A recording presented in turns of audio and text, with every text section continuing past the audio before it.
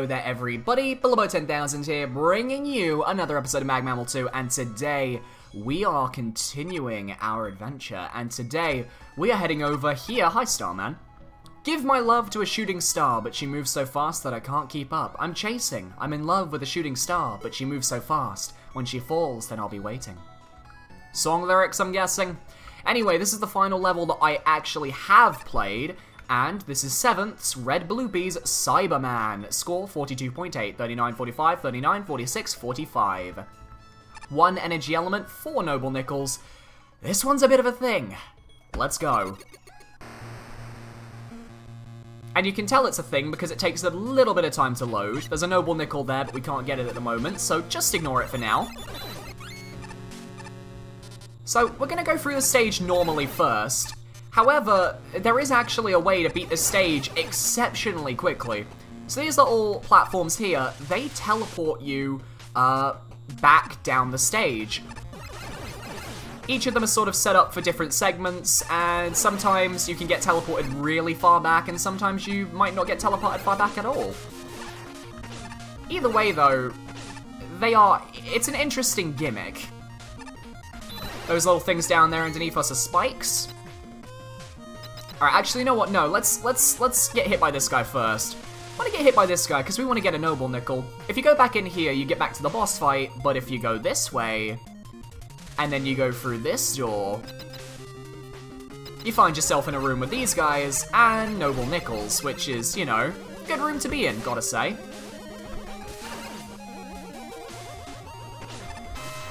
And if we kill all these guys, you know, we can just get through them fairly quickly.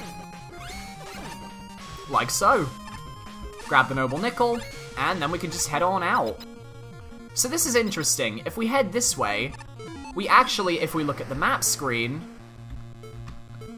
we actually get teleported to the boss. So this is like a quick skip. If you want to get to the boss really quickly and you want to try and do a stage, no damage run tier 10, this is probably the stage for you. Because I'd argue this guy actually doesn't have a very difficult pattern. He's actually insanely easy. Because this is basically what most of his attacks amount to.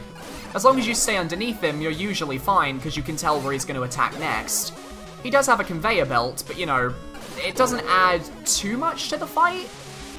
Though it is unique and interesting, and I think it does change up the fight just enough to make it a little bit more unique. He's also invulnerable when he spins around, but you know, each to their own. And with that, Cyberman is done. There we go. And we're done. No, we gotta go get the noble nickels. We gotta go do the actual stage. We've got 1 noble nickel and the energy element. So now we gotta go do everything else. And also, please ignore the doggos in the background. They're just a little bit upset because there's someone walking their dog outside.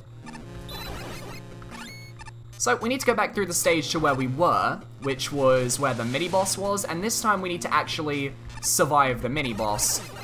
There's only one major issue I have with the stage that you're gonna see in a moment, and it's that one of the gimmicks is a little bit confusing and doesn't really make much sense.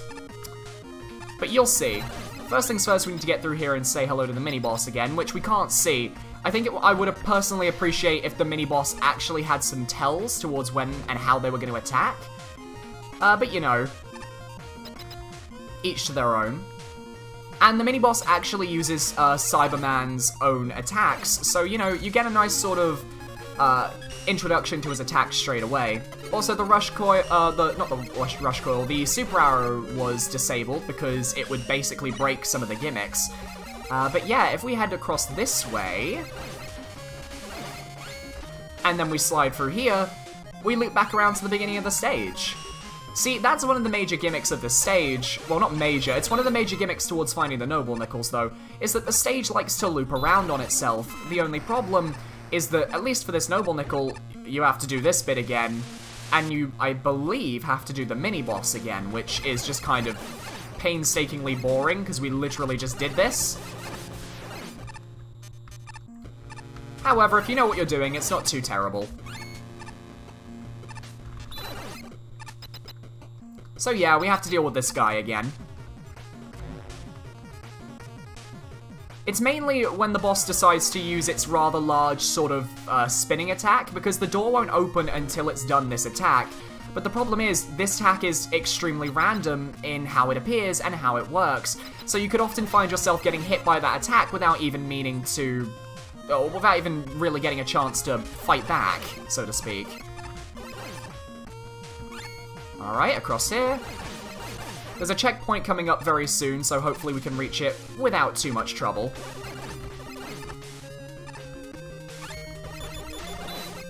And naturally, by checkpoint, this is the checkpoint. Actually, I want to see, can we go back? No. Okay, but that mech can attack us through the wall. Okay. Alright, we're in a conveyor room. I'm also pretty sure that room before, we might have been able to slope through certain areas, but I'm not 100%. Ooh, dual satellite, let's use it. Boom. Head on up here. And we got a giant Saturn Seeker. Like a really big Saturn Seeker. I don't know if this is part of the dev kit or not. I think it may be a dev kit enemy, but I'm not sure. And this is where we get shot by CD-ROMs. This is where the stage gets a bit weird. We need the Grab Buster.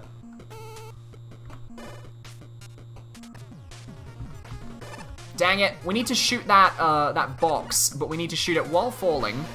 About like so. We've done that. And now we're gonna need to do a bit of a roundabout way to kind of get back to where that Noble Nickel is. I don't remember if we have to do anything in here or not. No, not here. Basically, we can't afford to die right now. If we die, bad things will happen. And yes, we are getting attacked by literal CD-ROMs. It's kind of interesting, and it's one of the few parts of the stage I really enjoy. I also love the use of the Elec beams here. It's really nice to sort of see the Elec beam traps kind of coming back in a really interesting stage. Also, for those of you that don't know, these Mets are actually a reference to the Mega Man Battle Network series, because that's how the Mets attack in that game, which is really cool. I really like that sort of reference. So, to get that Noble Nickel, we have to use the Rush Jet here, and then get up here, and then slide through here. The problem is, it's extremely difficult to actually know that. And I will not hesitate to say that in my first playthrough of this level, I missed that and was very confused for a good 20 minutes. Like, I'm a fan for obscure Noble Nickels. I'm not really a fan, though, when it just kind of breaks all logic. The thing is, the previous scrolling segments have set up that the scroll works because the areas are on the same plane of field, whereas this one is clearly above the area that we're trying to get into, so it just kind of, it feels a bit weird to me. It feels a bit wonky. Perspective-wise, it just didn't really make much sense. But that's just a minor complaint. Anyway, we're almost at the end of the level now, so we're almost at the next Noble Nickel as well, which I believe is through here, if I recall. It's through here, and then through... oh, spike drop. Through here, and then through here. And then through here. I swear. We're almost there. Hello. I like how this is reskinned. Reskin colors are good. We need more reskins. And now we're in this interesting room. This is where things get a little bit interesting, because we're going to need the Sakagane. And we get ourselves a hidden Yoshiki. And now we're going to head up here and kill the chickens. I'm also going to get my triple blade out so I can take these guys out. And then we need the Sakagane again, because if we summon it right here... oh, can't summon it here, gotta summon it up here. Because there's the Noble Nickel.